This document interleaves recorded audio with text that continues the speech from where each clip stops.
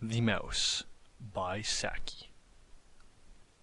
Theodoric Voler had been brought up, from infancy to the confines of middle age, by a fond mother whose chief solicitude had been to keep him screened from what she called the coarser realities of life.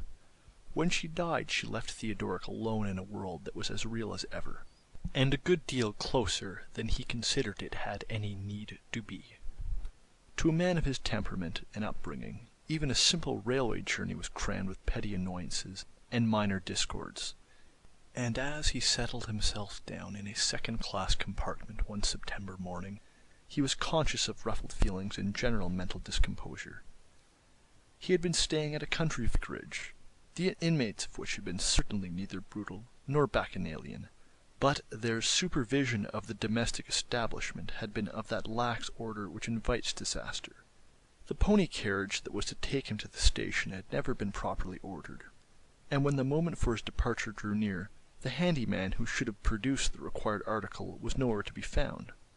In this emergency Theodoric, to his mute but very intense disgust, found himself obliged to collaborate with the vicar's daughter in the task of harnessing the pony, which necessitated groping about in an ill-lighted outhouse called a stable, and smelling very like one, except in patches where it smelt of mice. Without being actually afraid of mice, Theodoric classed them among the coarser incidents of life, and considered that Providence, with a little exercise of moral courage, might long ago have recognized that they were not indispensable, and have withdrawn them from circulation. As the train glided out of the station, Theodoric's nervous imagination accused himself of exhaling a weak odor of stable-yard, and possibly of displaying mouldy straw or two on his usually well-brushed garments. Fortunately, the only other occupant of the compartment, a lady of about the same age as himself, seemed inclined for slumber rather than scrutiny. The train was not due to stop till the terminus was reached, in about an hour's time, and the carriage was of the old-fashioned sort that held no communication with the corridor, therefore no further travelling companions were likely to intrude on Theodoric's semi-privacy. And yet the train had scarcely attained its normal speed before he became reluctantly but vividly aware that he was not alone with the slumbering lady. He was not even alone in his own clothes. A warm, creeping movement over his flesh betrayed the unwelcome and highly resented presence, unseen but poignant, of a strayed mouse, that had evidently dashed into its present retreat during the episode of the pony harnessing. Furtive stamps and shakes and wildly directed pinches failed to dislodge the intruder, whose motto indeed seemed to be Excelsior, and the lawful occupant of the clothes lay back against the cushions and endeavored rapidly to evolve some means for putting an end to the dual ownership. It was unthinkable that he should continue for the space of a whole hour in the horrible position of a Roughton-house for vagrant mice. Already his imagination had at least doubled the numbers of the alien invasion. On the other hand, nothing less drastic than partial disrobing would ease him of his tormentor, and to undress in the presence of a lady, even for so laudable a purpose, was an idea that made his ear-tips tingle in a blush of abject shame.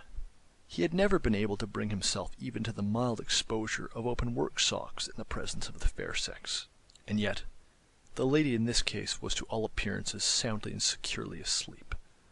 The mouse, on the other hand, seemed to be trying to crowd a wanderjahr into a few strenuous minutes.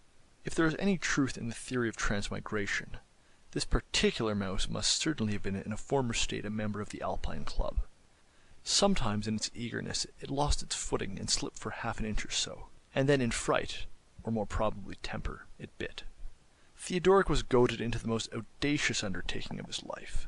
Crimsoning to the hue of a beetroot, and keeping an agonized watch on his slumbering fellow-traveller, he swiftly and noiselessly secured the ends of his railway rug to the racks on either side of the carriage, so that a substantial curtain hung athwart the compartment. In the narrow dressing-room that he had thus improvised, he proceeded with violent haste to extricate himself partially and the mouse entirely from the surrounding casings of tweed and half-wool. As the unravelled mouse gave a wild leap to the floor, the rug, slipping its fastening at either end, also came down with a heart-curdling flop, and almost simultaneously the awakened sleeper opened her eyes. With a movement almost quicker than the mouse's, Theodoric pounced on the rug, and hauled its ample folds chin-high over his dismantled person as he collapsed into the further corner of the carriage. The blood raced and beat in the veins of his neck and forehead, while he waited dumbly for the communication cord to be pulled. The lady, however, contented herself with a silent stare at her strangely muffled companion. How much had she seen, Theodoric queried to himself, and in any case what on earth must she think of his present posture? "I think I have caught a chill," he ventured desperately. "Really, I'm sorry," she replied. "I was just going to ask you if you would open this window. I fancy it's malaria," he added, his teeth chattering slightly, as much from fright as from a desire to support his theory. "I've got some brandy in my hold-all, if you'll kindly reach it down for me," said his companion. "Not for worlds. I never take anything for it," he assured her earnestly. "I suppose you caught it in the tropics?" Theodoric, whose acquaintance with the tropics was limited to an annual present of a chest of tea from an uncle in Ceylon, felt that even the malaria was slipping from him. Would it be possible, he wondered, to disclose the real state of affairs to her in small installments? "Are you afraid of mice?" he ventured, growing, if possible, more scarlet in the face. "Not unless they came in quantities, like those that ate up Bishop Hatto. Why do you ask?" "I had one crawling inside my clothes just now," said Theodoric in a voice that hardly seemed his own. "It was a most awkward situation." "It must have been, if you wear your clothes at all tight," she observed. "But mice have strange ideas of comfort."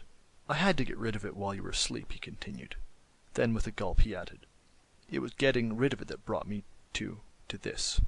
"Surely leaving off one small mouse wouldn't bring on a chill," she exclaimed, with a levity that Theodoric accounted abominable. Evidently she had detected something of his predicament, and was enjoying his confusion. All the blood in his body seemed to have mobilized in one concentrated blush, and an agony of abasement, worse than a myriad mice, crept up and down over his soul.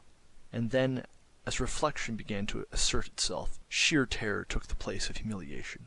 With every minute that passed, the train was rushing nearer to the crowded and bustling terminus, where dozens of prying eyes would be exchanged for the one paralyzing pair that watched him from the further corner of the carriage. There was one slender, despairing chance, which the next few minutes must decide. His fellow traveler might relapse into a blessed slumber, but as the minutes throbbed by, that chance ebbed away. The furtive glance which Theodoric stole at her from time to time disclosed only an unwinking wakefulness. "I think we must be getting near now," she presently observed.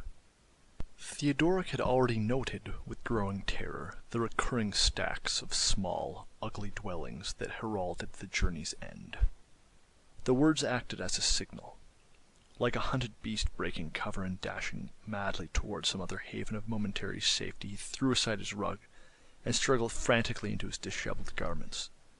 He was conscious of dull suburban stations racing past the window, of a choking, hammering sensation in his throat and heart, and of an icy silence in that corner towards which he dared not look. Then, as he sank back in his seat, clothed and almost delirious, the train slowed down to a final crawl, and the woman spoke. "Would you be so kind," she asked, "as to get me a porter to put me into a cab? It's a shame to trouble you when you're feeling unwell, but being blind makes one so helpless at a railway station." End of The Mouse by Saki.